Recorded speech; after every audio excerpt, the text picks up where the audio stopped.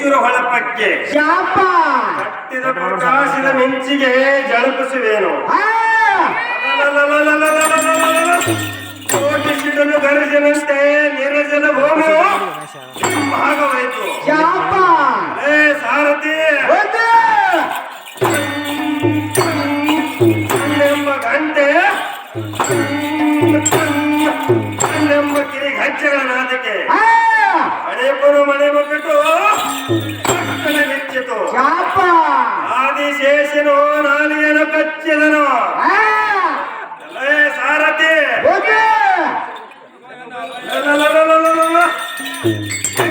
ಎಂದು ಉಭಯದ ಕೊಪ್ಪ ಋಷ್ಯಕ್ಕೆ ಹೊಕ್ಕತ್ತೆ ಹೊಡೆಯುವ ಸಿಂಹ ಗರ್ಜನೆಗೆ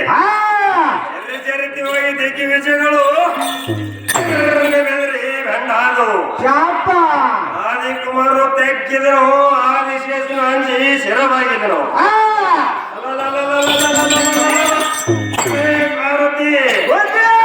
ಸೂರ್ಯಚಂದ್ರನು ಥಟ್ಟನೆ ಪಲಾಯನಿಗೆ ಮೈಗೊಂಡರು ಶಾಪ ಕ್ಷೀರ ಸಮುದ್ರದಲ್ಲಿ ಇರುವ ವಿಷ್ಣು ಸಮುದ್ರವನ್ನು ನುಂಗಿದನು ತಾಂತ್ರಿಕ ಬಿಡದೆ ಸುತ್ತ ಗಾಢವನ್ನು ಸೇರಿದರು ಶಾಪ ಮತ್ತು ಅರಮನು ಅತ್ಯಂತ ತಿರುಗಾಡಿದರು ಇಂಥ ವೀರಾದಿ ವೀರ ಪರಾಕ್ರಮಿಯಾದ ಶಾಪ ಮಹಾರಾಜನೆಂದು ಬೇರೆ ಜಯಂಕರ ಹೊಡೆಯುತ್ತನಾದ ಸಾರಥಿಯ ಅಗ್ರತಿ ಓಹೋ ಸೊಮ್ಮ ಮಹಾರಾಜನ ಸೈಜಾಯ್ತು ಕುಂತಂತ ಜನರಿಗೆ ಭವಾನಂದಾಗಿ ತೋರಿತು ನಿಮ್ಮಿರುವ ರಾಜಮೇಲೆ ಬಿಟ್ಟು ನಡೆದಿರುವ ಸುಂದರ ಸಭಾಮಂದಿರಕ್ಕೆ ಬಂದ ಕಾನೂನು ಕೊಂಡ ಹಿಂಡವೈರಿಗಳ ಕಂಡ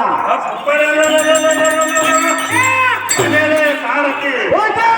ನಾನು ಈ ಸಭಾಮಂದಿರಕ್ಕೆ ಬಂದ ಕಾರಣ ಏನೆಂದರೆ ಸರಸ್ವಾದ ಚೋಡಿ ಭುಜಬಲ ಕಿರಿಕ್ತ ವರದನಾದ ಶಾಪ ಮಾರಬಲ ಬಹುಗಳಿಂದ ಕೋಟಿ ವೃದ್ಧ ಚತುರಂಗ ಮಾರಬಲ ಸಮೇತವಾಗಿ ಸ್ವರ್ಗ ಮೃತ್ಯು ಪಾತಾಳಗಳನ್ನು ಗೆದ್ದು ಲೋಕವನ್ನು ಜಯಿಸಿದೆ ಶಾಪ ಇಂದ್ರಾದಿ ಅಷ್ಟ ದಿಕ್ಕಪಾಲಕರೆಲ್ಲ ಸಡೆ ಹೊಡೆದು ಸೂರ್ಯಚಂದ್ರನ ಅಧಿಕಾರವನ್ನು ಕಸಿದುಕೊಂಡು ಸರ್ವ ದೇವತೆಯನ್ನು ಇಟ್ಟ ಶಾಪ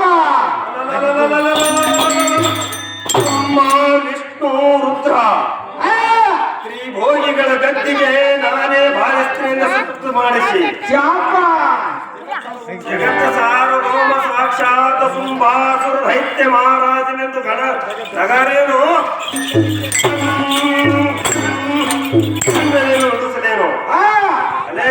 ಸಾರಥಿ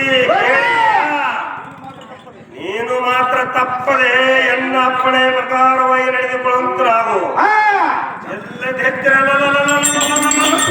ಎಲ್ಲ ಉಪ್ಪಿನಕಾಯಿ ಚಪ್ಪರಿಸದಂತೆ ಸಪ್ಪಳಿಲ್ಲದೆ ನೊಂದಿ ಬೆಳೆಯಲೇನು ಶಾಪ